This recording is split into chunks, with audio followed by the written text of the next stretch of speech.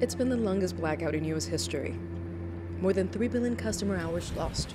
Hurricane Maria, the culprit.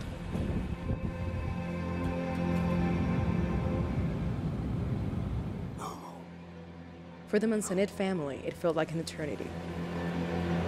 It took Puerto Rico's Power, Energy, and Electric Authority almost a year to restore service to their home.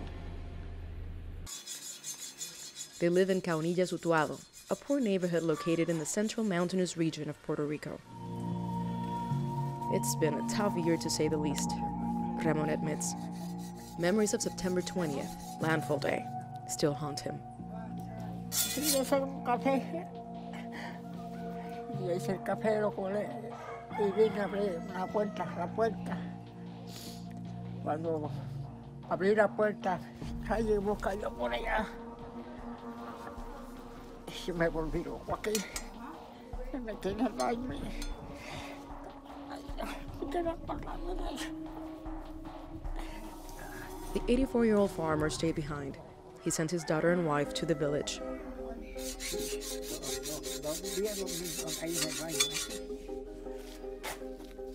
But the nightmare is far from over, especially for his 26-year-old daughter, Melanie. She's a full-time caretaker of Anna, her mother. Electricity for them is more than a useful convenience of the 19th century. Mi mamá hace 6 años le dieron un déjame celebrar. Ella está pues encamada. La cama de ella tiene que ser eje de posiciones que necesita para poder acomodarla. Ella es diabética, tiene alta presión, tiene úlceras en el estómago y pues sus medicamentos. Y pues para tenerle sus cositas al día, que si agua fría, su leche, su carne y eso, pues necesitaba la luz. The electrical grid was already in shambles when the storm hit. It's outdated and very costly to its clients. The public utility is sinking in debt.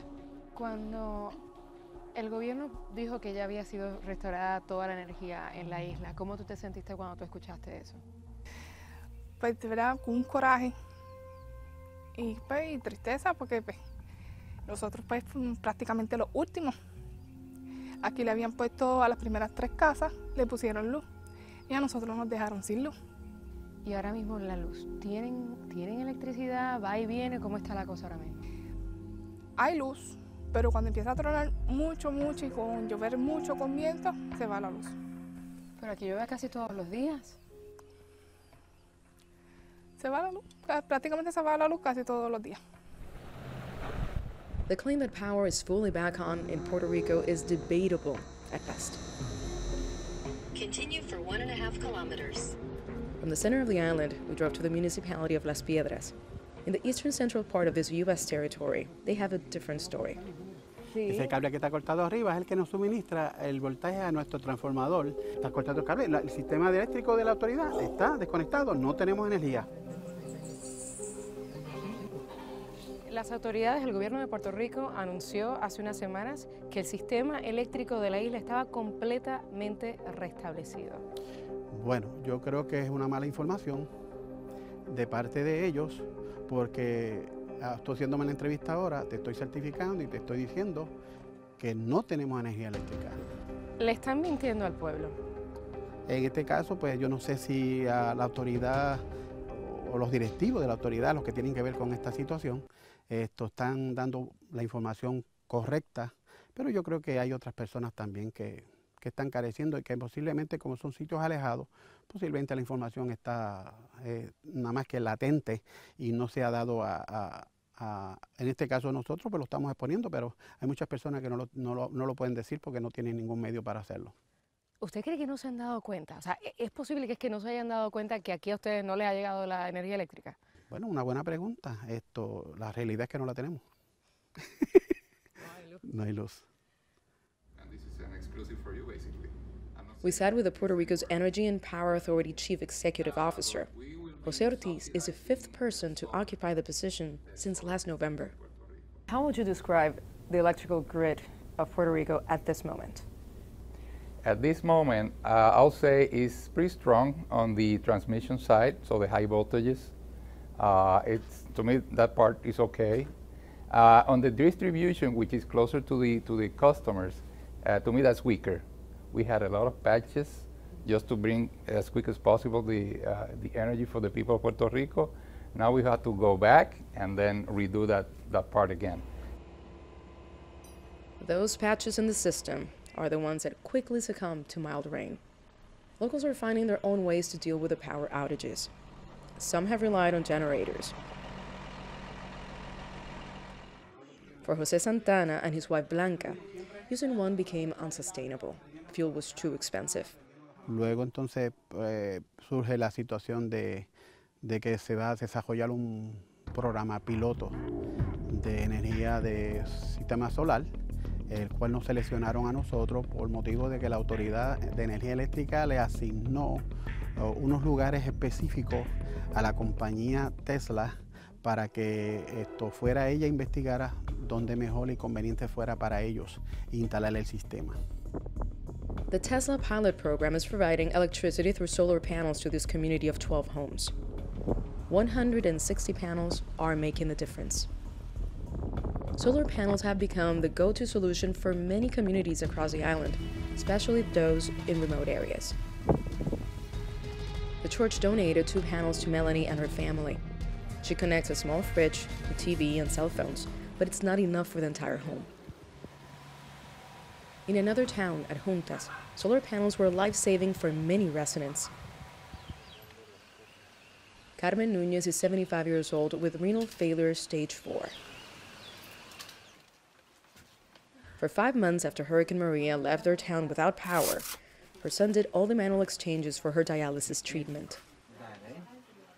Her home dialysis machine was out of power. Javier, her youngest, exhausted and afraid, had to take care of the procedure. La máquina es eléctrica. Al no haber luz, tengo que hacer lo manual y el procedimiento es cada 3 horas. Lo que hago una sola vez en el día con energía eléctrica, lo tenía que repetir 4 veces.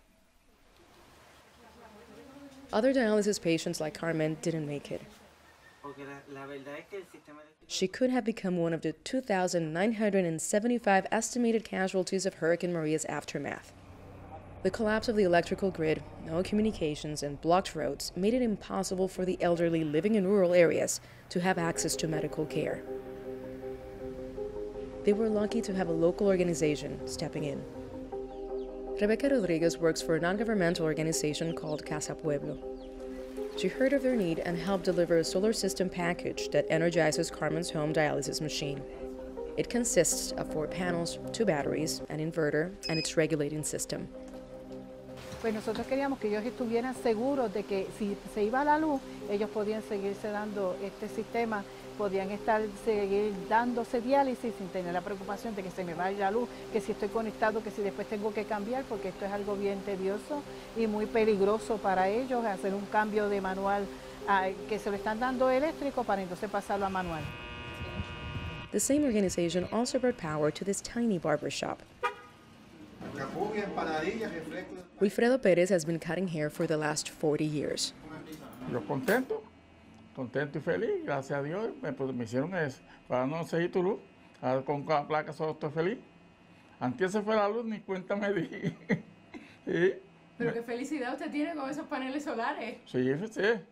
Si ahora mismo no hay luz, se cayó de esos de poste ahí. ¿Aquí no hay luz hoy? No, aquí yo sí. Bueno, no, usted tiene luz por los paneles. Pero hay casas que no tienen luz, porque ese poste se cayó una base que tienen, un circuito que tienen. Sí. Que si ahora mismo no fuera para la placa solar, yo no tuviera luz aquí.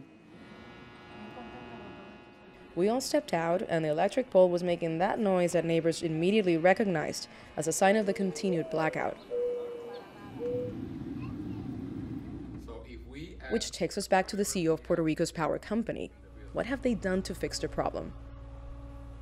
So we have more inventory. We have 400 employees, basically, specialized employees from North American companies, helping still in the restoration of the redundancy lines.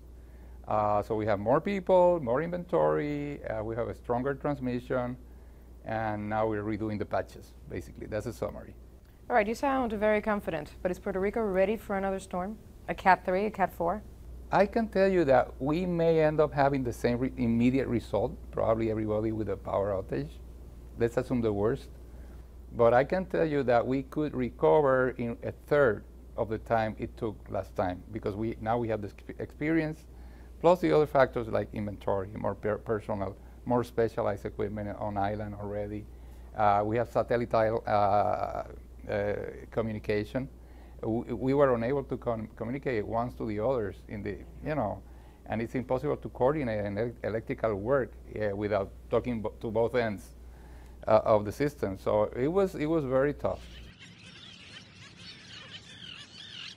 According to Puerto Rico Data Lab, in the U.S., Puerto Ricans already devote the highest percentage of their income toward their electricity bills. The power company says it has a 2-year recovery plan that will cost over $20 billion. They will privatize the transmission and client services of the company and incorporate natural gas and solar panels as energy sources. So you mentioned that the total amount would be more than $20 billion. With a debt of $72 billion, how can Puerto Rico pay for this? Well, let me tell you, we are very close to reach an agreement with our bondholders. That will translate in a simple way to 2.63 cents per kilowatt hour. So if we add to whatever we have in the bill, 2.63 cents, with that you pay the debt of the power company. The power company owes right now around $9 billion, and with that you can cover it. That's the most recent negotiation. That's 67.5% of what we owe. But that's a lot of money for the electrical bill, because I'm going to bring it home. My mom lives in a 1-bedroom apartment, and she pays close to $120 to $150 a month for electricity. For a senior citizen, that's a lot. And we're talking about bringing investment to Puerto Rico, so how can we deal with those costs and bring more investment and deal with the debt of the island? You hit the nail. Many people are talking here, and even the Department of Energy in the U.S. are talking about doing the most modern grid, the most resilient grid, and the most automatic system. And to me, that's is excellent. It's very romantic. But let me tell you, what we need here is to bring down the bill. I'm focusing on 2 particular alternatives. The first one is bringing what is a domestic product, which is the natural gas. The electrical grid remains as unreliable as it's been since Hurricane Maria. The Power Authority just announced that the energy bill will come down and that patches are being worked on. But the uncertainty lingers. Up in the mountains, Melanie continues taking care of her parents, never knowing whether they will get power or not. ¿Cómo tú haces, Melanie, para tener esta energía y seguir día a día con estas condiciones? Porque tú eres jovencita. Pues, si ellos pudieron hacer, cuando yo chiquita, ellos pudieron